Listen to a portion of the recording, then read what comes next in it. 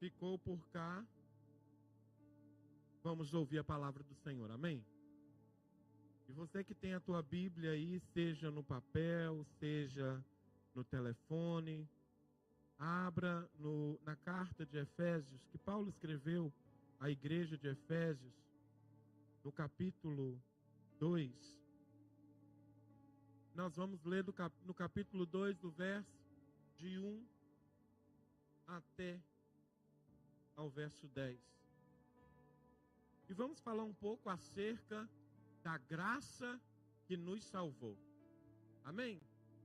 Amém? Está todo mundo aqui? Glória a Deus. Então vamos ler a palavra do Senhor, que diz assim a versão que eu estou lendo.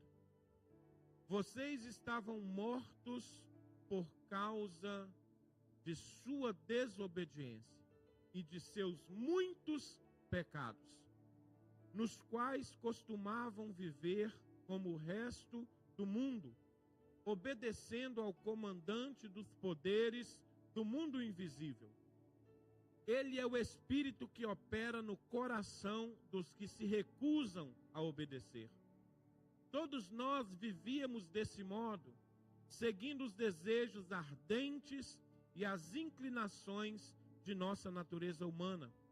Éramos por natureza merecedores da ira como os demais. Mas Deus é tão rico em misericórdia e nos amou tanto que, embora estivéssemos mortos por causa de nossos pecados, Ele nos deu vida juntamente com Cristo. É pela graça que vocês são salvos, pois Ele nos ressuscitou com Cristo e nos fez assentar com Ele nos domínios celestiais. Porque agora estamos em Cristo Jesus. Portanto, nas eras futuras, Deus poderá apontar-nos como exemplos da riqueza insuperável de sua graça, revelada na bondade que Ele demonstrou por nós em Cristo Jesus. Vocês são salvos pela graça, por meio da fé. Isso não vem de vocês. É uma dádiva de Deus. Não é uma recompensa pela prática de boas obras, para que ninguém venha a se orgulhar, pois somos obra-prima de Deus, criados em Cristo Jesus, a fim de realizar as boas obras que Ele de antemão preparou para nós. Amém? Curva a sua cabeça, feche os teus olhos. Pai, nós te louvamos nessa noite. Obrigado, Senhor, porque aprove ao Senhor nós estarmos aqui nessa noite. Pai, nós te louvamos porque levantamos nessa manhã. O Senhor nos deu mais uma oportunidade de vida e nós somos gratos ao Senhor por isso. Te louvamos, Deus, porque estamos aqui agora como igreja. Muitos dos nossos irmãos não puderam vir esta noite, mas o Senhor, Pai amado, os guarda. O Senhor é quem está do lado deles, Pai. E nós te pedimos nessa noite que o Senhor venha falar ao nosso coração, falar ao coração dos que assistem pela internet, no nome do Senhor Jesus, Pai. Fala conosco, ministra, Senhor, de maneira poderosa, Senhor, para que nós nunca venhamos a esquecer essa tão grande salvação que recebemos do Senhor, nosso Pai. Amém? Glória a Deus. Pode baixar um pouquinho o som? Aleluia. Queridos, é muito normal para nós que somos cristãos lembrarmos todos os dias da graça que nos salvou, dessa graça que nos alcançou. E nós corremos um risco muito sério de, por causa dessa graça que nos salvou, ficar simplesmente normal nós falarmos: eu sou salvo pela graça. Ai, a graça de Deus me alcançou. O amor de Cristo me alcançou. Mas esquecermos de valorizar verdadeiramente o quão alto foi o preço que foi pago por nós. E Paulo escreve essa carta aos Efésios para gentios. Na terceira viagem que ele faz à Ásia, ele então para em Éfeso e fica em Éfeso durante 3 anos. Então ele começa a pregar para os irmãos nas sinagogas, a falar da boa obra do Evangelho, mas já existiam alguns lá que já tinham se convertido, porém somente sido batizados pelo batismo de João, que era o batismo do arrependimento. E João batizava para que as pessoas viessem a se arrepender, porque Cristo viria julgar, né? Cristo viria trazer boa nova, era um tempo novo, era uma vida nova. Então, João Batista chamava o povo para se arrepender. Depois que Cristo veio, e aqui Paulo escreve a carta, depois da vinda de Jesus, a coisa fica diferente. Agora os arrependidos vão a Cristo. Não é assim que funciona hoje? Eu me arrependo do meu pecado e vou a Cristo. Não é verdade? No batismo de João, João chamava o povo para o arrependimento, porque Cristo ainda não havia vindo, né, começado o seu ministério. E Efésios era uma cidade muito grande. Era uma cidade onde tinha o templo da deusa Diana, deusa da fertilidade. Então havia ali muitos cultos. Então você imagina você chegar e apresentar um evangelho aonde você precisa mudar a sua vida. Aonde você antes estava vivendo ali uma vida boa, olha, já tinha tudo em dia. Eu ia no templo cultuar a deusa Diana. Tinha tudo ali. E de repente me é apresentado um evangelho no qual eu tenho que mudar completamente o meu modo de viver. Então Paulo diz ao povo, no verso 1, vocês estavam mortos por causa de sua desobediência e de seus muitos pecados. A morte que Paulo está dizendo aqui é uma morte espiritual. Não é a morte física, mas uma morte espiritual, porque estavam sem Deus, afastados de Deus. Mas agora eles receberam a verdade que liberta. E nós precisamos sempre ter em nossa mente isso. De onde Deus me tirou. De onde eu estava e onde eu estou hoje. Porque quando eu me lembro de onde eu estava, eu valorizo muito mais quem eu sou hoje. Eu valorizo muito mais o que Cristo fez por mim. Porque se eu vacilar, eu volto para o lugar de lamaçal que eu estava anteriormente. Então, Paulo diz ao povo, vocês eram desobedientes em seus muitos pecados. Verso 2, nos quais costumavam viver como o resto do mundo, obedecendo ao comandante dos poderes do mundo invisível. Aqui esse comandante dos poderes do mundo invisível, queridos, é nada mais, nada menos que Satanás, que opera nas regiões celestiais também, que opera no mundo espiritual. Então o povo vivia obedecendo a esses desejos carnais, pecaminosos. E Paulo traz a memória deles, antes vocês eram assim. E é muito importante na nossa vida cristã hoje, e principalmente aos que estão na caminhada há mais tempo, olharem para os mais novos, quando eles errarem e falarem assim, olha, vocês eram assim antes, hoje vocês não podem ser mais. Porque a caminhada é outra. Hoje a nossa vida precisa ser diferente.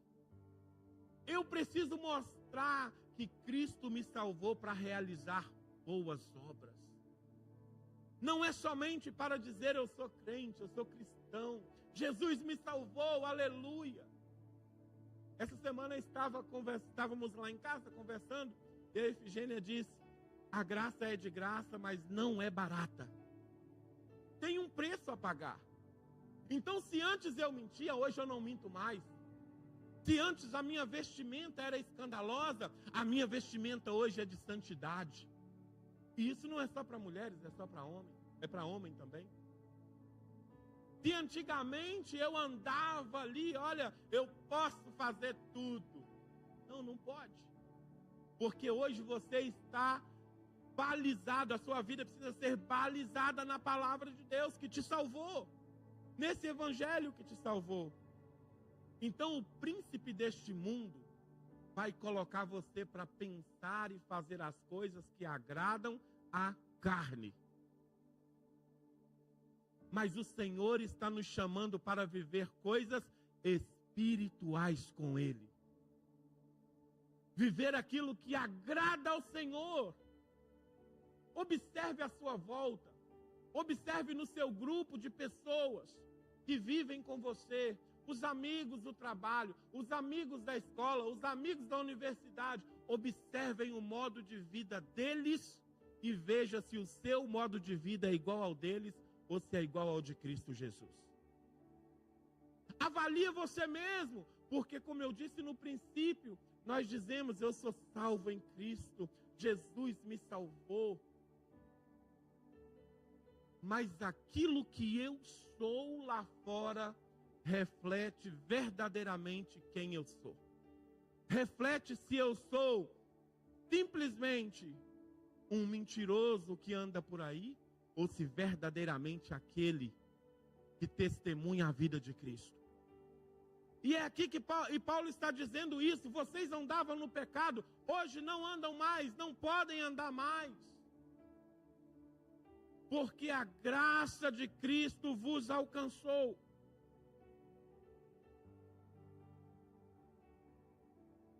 Ele é o Espírito que opera no coração dos que se recusam a obedecer. Verso 3, todos nós vivíamos desse modo, seguindo os desejos ardentes e as inclinações da nossa natureza humana. Queridos, se nós não formos transformados por Deus, nós estamos perdidos. O seu maior inimigo não é o teu irmão, o seu maior inimigo não é o teu colega de trabalho, o teu maior inimigo não é o seu colega da escola, o teu maior inimigo é você mesmo. Sou eu mesmo. Porque eu preciso renunciar muitas coisas para agradar a Cristo.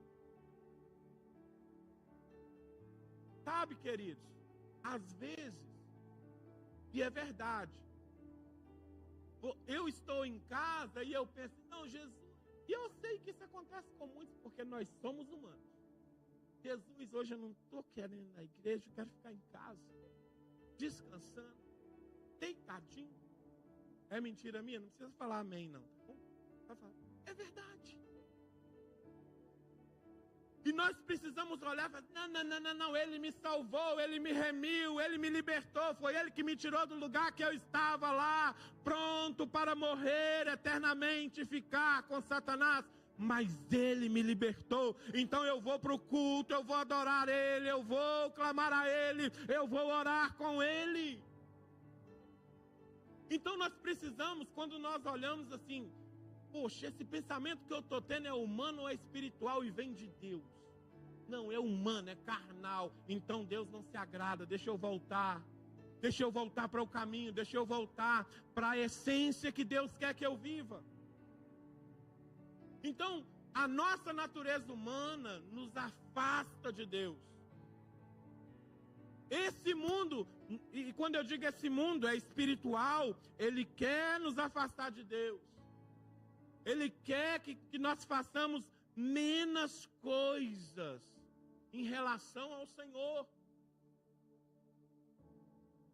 Mas o verso 4, o Senhor diz assim, Paulo escreve assim: mas Deus é tão rico em misericórdia e nos amou tanto, verso 5, que embora nós estivéssemos mortos por causa de nossos pecados, Ele nos deu vida juntamente com Cristo. Aleluia! Deus não olhou assim, vocês não prestam, eu não quero nem saber de vocês. E aqui é uma grande lição para nós cristãos. Quando nós olhamos para alguém, aquela pessoa assim que, Jesus, que pessoa é essa? Chata, nem quero ficar perto. Afasta de mim esse cálice, Jesus. Pode ter certeza, você não está testemunhando a vida de Cristo, porque o Senhor disse, ali Paulo está dizendo, que Deus nos amou, mesmo a gente no pecado. Mesmo nós, mesmo eu, não valendo nada, Ele me amou, o Senhor me amou. Então o Senhor está nos chamando para amar aqueles que você olha e fala assim. Aqueles que você olha e fala assim, não perdoa. É muito sério, queridos. Olha só como é tão sério. Todo mundo aqui é cristão? Amém? Todo mundo aqui é salvo em Cristo Jesus? Já viu a oração do Pai Nosso? Quando a gente fala assim, perdoa as nossas ofensas, como eu também tenho perdoado quem me ofendeu. Querido, o que eu tenho visto de gente e conversado com algumas pessoas que falam assim, eu não perdoo. E cristãos, eu não perdoo. Pisou na bola comigo, acabou. Posso te falar uma verdade? Se Jesus voltar hoje, tu não sobe. Eu não subo. Se Jesus voltar hoje e você tiver a mágoa, não perdoar, o teu lugar não é com Cristo. O meu lugar não é com Cristo. Porque a misericórdia dele, a imensa misericórdia dele, nos salvou. E nós não somos melhores que ninguém. Não somos. Então o Senhor está dizendo assim, vocês precisam ser como a mim. Vocês precisam refletir aquilo que eu sou. O texto diz, Deus é rico. Se eu sou filho de Deus, se eu sou herdeiro em Cristo, junto com Cristo, por que essa riqueza de perdão também não emana na minha vida? E é por isso que eu estou dizendo, a graça, eu sou salvo pela graça, eu sou cristão. Se nós ficamos falando isso, mas não agimos e não mostramos com os nossos atos que somos verdadeiramente cristãos, estamos enganando a nós mesmos. O negócio é mudar de vida. É olhar e dizer assim, olha, você me ofendeu, mas eu lhe perdoo. Você me ofendeu, mas eu quero ir para a eternidade. Porque a graça que me alcançou, eu quero que ela também te alcance. Por isso, olha, zera a conta. E se eu te ofendi, me perdoe. Sabe, queridos? Porque o nosso Deus é juiz. Não sou eu, nem é você. Nós só confiamos na graça e na misericórdia de Deus. Porque é Ele que tem cuidado de nós. Verso 6. Pois Ele nos ressuscitou com Cristo e nos fez sentar com Ele nos domínios celestiais. Porque agora estamos em Cristo Jesus.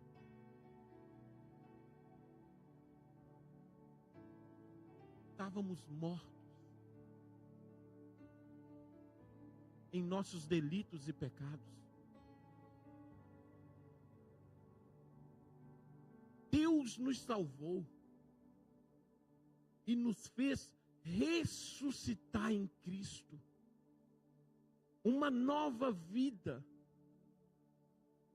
Como está a minha vida? Como está a tua vida? De que maneira você está vivendo? De que maneira eu estou vivendo? Como você tem mostrado lá fora que verdadeiramente a tua vida reflete a vida de Cristo. E ele diz aqui, olha, Deus nos fez assentar com Cristo nas regiões celestes. Amados, a nossa voz ecoa na eternidade quando nós entramos em intimidade com o Senhor na nossa vida de oração, na nossa vida cotidiana. Não que eu tenha que o tempo todo parar e orar e ficar orando e orando, embora há momentos que é necessário, mas a minha e a tua vida como cristão deve ser no Espírito. E em todo momento, se Deus ministra, você entra nas regiões celestes e começa a falar com o Senhor. Por exemplo, essa semana, né, como eu disse, nós oramos, o Yuri e a esposa estão no hospital, estão ali no processo de trabalho de parto, e durante todo o dia eu estou, Senhor, vai, esteja lá com eles. Senhor, guarda eles. Senhor, olha, no nome de Jesus, Pai, eu lhe peço, Deus, que o Senhor coloque pessoas lá, Deus, para ser bênção na vida deles. Mas trabalhando. Mas a minha mente está ligada nas regiões celestes. Mas há momentos que eu preciso parar e batalhar e dizer, Senhor, eu estou aqui hoje unicamente para isso. Eu parei agora por causa disso.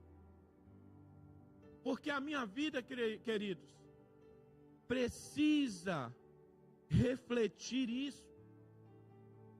E nós só iremos conseguir mostrar lá fora o que somos quando formos treinados com Cristo, na nossa intimidade. Porque os dias de hoje nos é muito trabalhosos. Tão trabalhosos que ele nos rouba o tempo que era para estar com Cristo. E estamos fazendo outras coisas. Verso 7. Portanto, nas eras futuras, Deus poderá apontarmos como exemplos da riqueza insuperável de sua graça, revelada na bondade que Ele demonstrou por nós em Jesus Cristo. Olha só, Paulo está dizendo aqui, eis, você foi salvo, eu fui salvo, para que lá na frente, nós possamos ser vistos como a riqueza de Deus. Ele apostou em mim, Ele apostou em você, Ele acreditou em mim, Ele acreditou em você, para que nós sejamos semelhantes a Ele. E assim a minha e a tua vida possa ser um testemunho vivo. Sabe, queridos, é muito bom quando alguém chega até você e diz assim, você é uma pessoa diferente. É muito bom quando alguém chega perto de você e diz assim, eu sei que tu é cristão, você pode orar pela minha vida.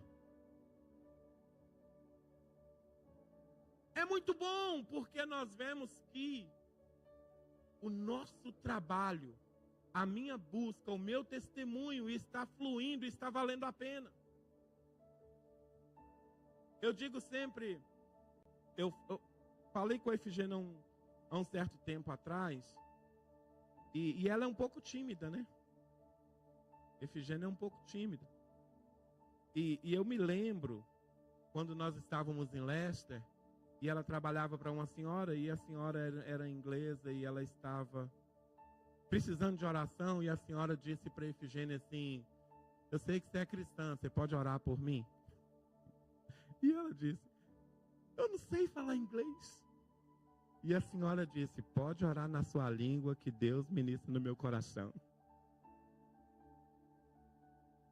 Gente, nós precisamos entender que nós temos um chamado nessa terra. Ao acordar, dizer: Senhor, o que é que o Senhor tem para mim hoje? O que é que o Senhor quer que eu faça hoje? Porque nós andamos tão corridos: Senhor, eu quero isso, eu quero aquilo. Deus, eu preciso fazer isso. Eu falo isso porque Deus está falando comigo também. Essa semana foi muito corrida. Então eu preciso, Deus, o que é que o Senhor quer? Qual é o plano de hoje? Qual é o schedule de hoje?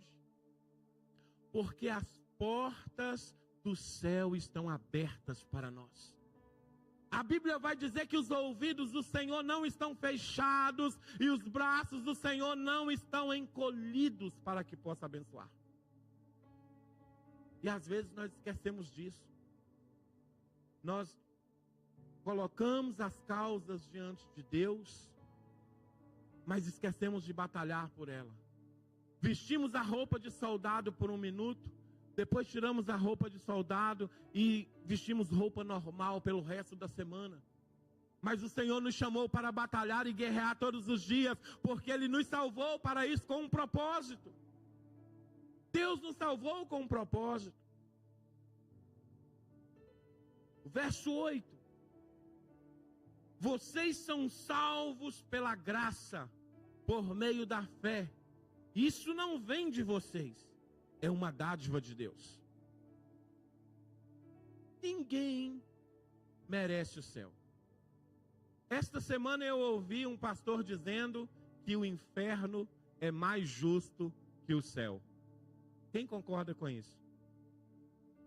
Pode dizer, não é pegadinha não, pode dizer. Vocês concordam com isso? Quem concorda? O inferno é mais justo que o céu. Quem concorda? Só o Gabriel que concorda? Ninguém mais concorda? Concorda não? É ruim, é difícil, né, para pensar, né? Mas a lógica dele é bem verdadeira.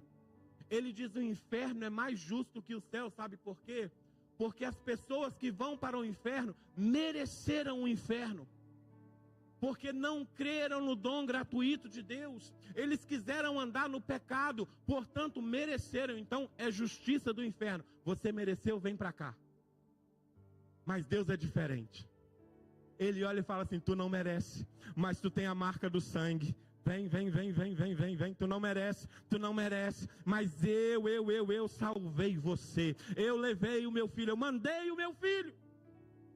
O céu é lugar de gente imerecedora, mas a graça de Cristo nos faz ser merecedores.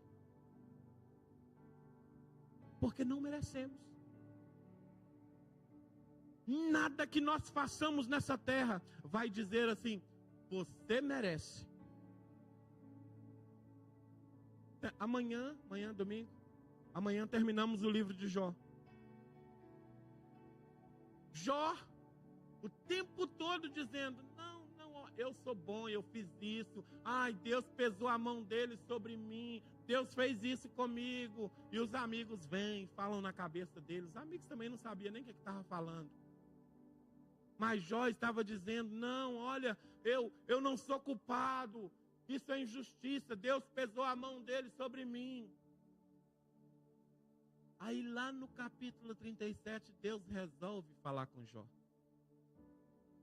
E a primeira pergunta é: Jó, onde é que você estava aonde eu formei os fundamentos da terra?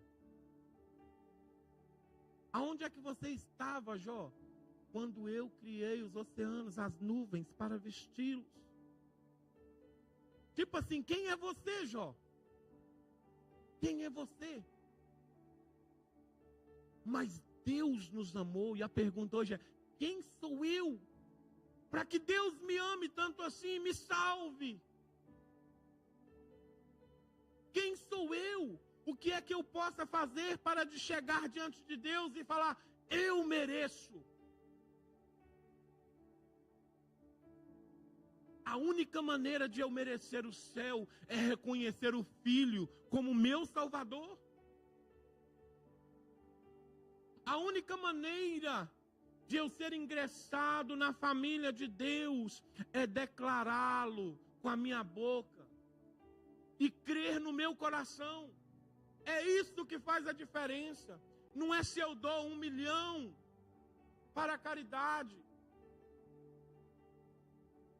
E eu estou para dizer a você que talvez nem se eu der a minha vida por alguém. E é claro, meus amados,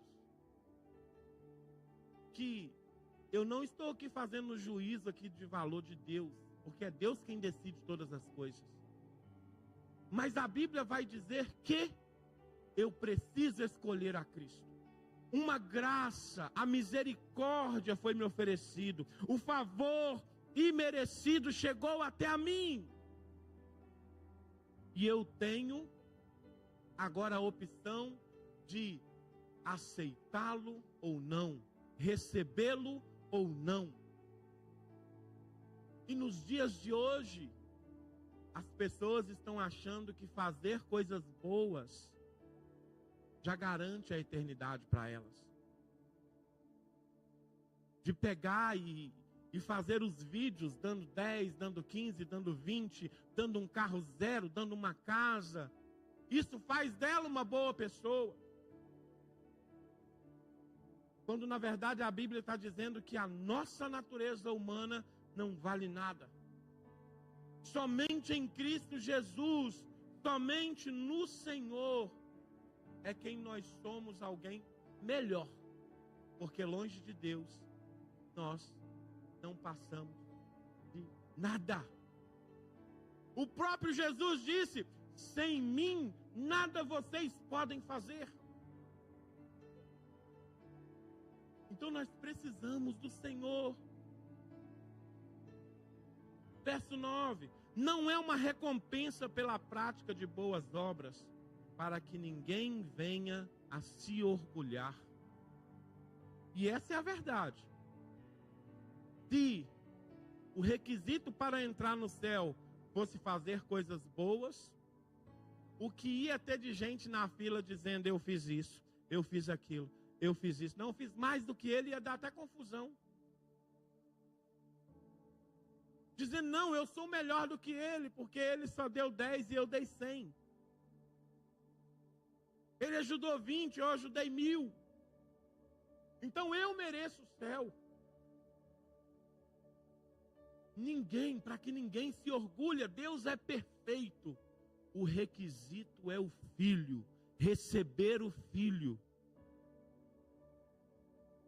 Sabe, queridos, e eu creio que naquele dia, quando nós estivermos na eternidade com o Senhor, nós seremos surpreendidos. Porque talvez pessoas que a gente olhou para ela e disse: cara, você e vai estar lá. Porque a graça o alcançou. O amor de Deus o alcançou. Por isso, quando dizem assim para mim: fulano de tal, uma pessoa ruim, você acha que vai para o inferno?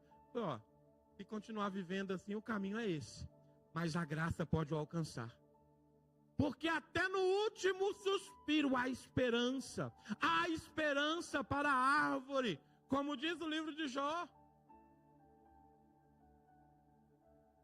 Suas raízes estão secas, mas ao cheiro das águas brotará. Se o rio de vida se achegar, meu irmão, minha irmã, coisas maravilhosas acontecem. Se Jesus Cristo, que é a água viva, se achegar diante do pecador, coisas poderosas podem acontecer. Verso 10. Pois somos obra-prima de Deus, criados em Cristo Jesus, a fim de realizar as boas obras que Ele de antemão planejou para nós. Olha aqui o finalzinho do verso. As boas obras que Ele de antemão planejou para nós. Tem muito cristão aí fazendo as obras dele próprio. não as obras que Deus planejou para nós. Estão atravessando na frente de Deus. Estão querendo fazer aquilo que pensam, que eles pensam, mas não aquilo que Deus preparou. Não aquilo que o Senhor já idealizou, como diz, de antemão, foi antes. E aquilo que eu sou é que reflete o que Deus fez e faz na minha vida. Então nós precisamos parar e avaliar se essa graça que nos salvou tem transformado a minha vida. Porque a palavra aqui para a igreja de Éfeso é: vocês eram, mas não são mais, agora andam em outro caminho. Porque vocês foram alcançados pela graça. Já não há mais culto a Deus Artemis. Já não há mais a carnalidade. Mas vocês vivem agora no Espírito de Deus. Então precisamos fazer essa avaliação, porque isso é quem vai mover o Espírito em nós a convencer pessoas lá fora, a fazer a diferença lá fora. É difícil, mas não é impossível, porque o nosso Deus é o Deus do impossível. Ah, mas não dá, é muito, olha, eu não consigo. Mas quem disse que você conseguiria alguma coisa? Se você não estiver com Deus, você não vai conseguir. Então eu quero deixar uma palavra para a igreja nessa noite. E nós precisamos parar e meditar nisto, porque a minha e a tua vida precisa ser transformada dia após dia. Eu preciso ter uma vida cotidiana de intimidade com Deus e saber o que o Senhor quer para mim naquele dia. Essa semana não foi uma semana muito fácil para mim, porque eu tive alguns problemas, mas todos os dias eu estava dizendo: glória a Deus. Damos graças a Deus por isso. Só para vocês terem uma ideia, foi tão bom esta semana que a gente está fazendo umas obras lá em casa e eu furei um cano de água 2 vezes, o mesmo cano. Pense bem. E foi tão engraçado que na segunda vez já tínhamos consertado o cano, mas ficou alguma água ali no papel de parede do teto. E eu estava lá embaixo procurando algumas coisas e a Efigênia olha para mim, grita e fala: José, você furou o cano de novo. Eu falei: Deus, tenha misericórdia da minha vida. 3 vezes não. Mas não murmurei, Senhor, não, Tu és bom, o Senhor é maravilhoso. E fomos lá, vamos consertar de novo.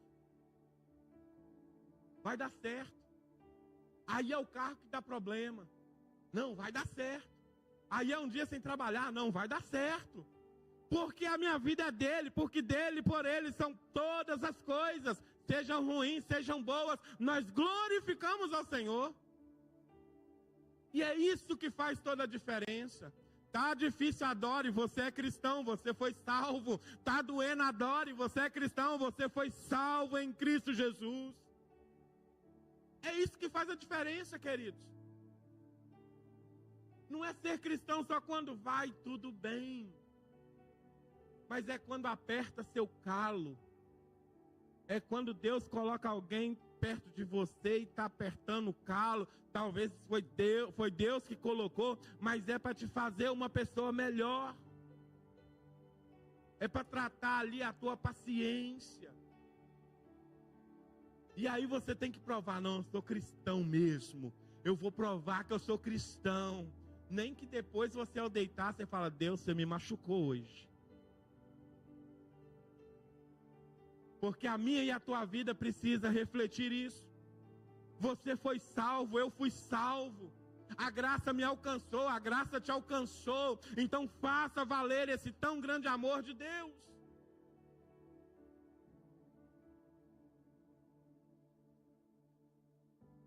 Eu quero terminar só lendo o verso 11.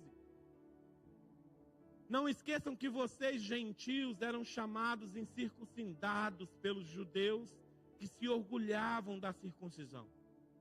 Embora ela fosse apenas um ritual exterior e humano, a nossa salvação foi muito maior do que a circuncisão dos judeus. A circuncisão era algo exterior, algo para mostrar para o povo: não, você é circuncidado, então você é judeu, precisa ser circuncidado. A graça, ela é espiritual. A graça que me salvou, o preço de sangue derramado foi muito maior do que qualquer circuncisão. Então Paulo está dizendo: olha, vocês antes eram tidos como nada pelos judeus, por uma coisa banal, uma simples circuncisão, algo exterior. Mas o que acontece dentro de vocês, dentro, transforma a vida de cada um de vocês. E a verdade é que temos a habitação do Senhor. Somos a habitação de Deus. Temos a presença do Espírito Santo. E isso faz a diferença nas nossas vidas. Então, de que maneira você está levando essa tão grande salvação? Como você tem olhado para ela? Como você tem valorizado ela? Como você tem manifestado ela aí fora?